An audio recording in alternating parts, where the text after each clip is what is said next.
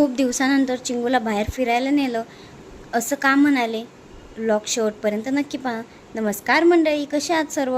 आजच्या ब्लॉगमध्ये तुमचं मनापासून स्वागत.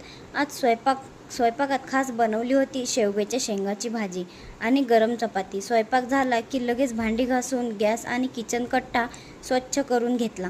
किचन चकाचक असलं की मनाला सुख मिळतं, नाही का? इकडे बघा, चिंगूची परीची काय मस्ती चालू आहे. चिंगू मस्त तिचा मेकअप करून दिला परीनं चिंगूचा, आणि चिंगूची मस्ती चालू आहे. नंतर तिने कपडे आवरले, सगळे बेडमध्ये टाकले. मी ओरडू नये म्हणून तिचं काम तिनेच केलं.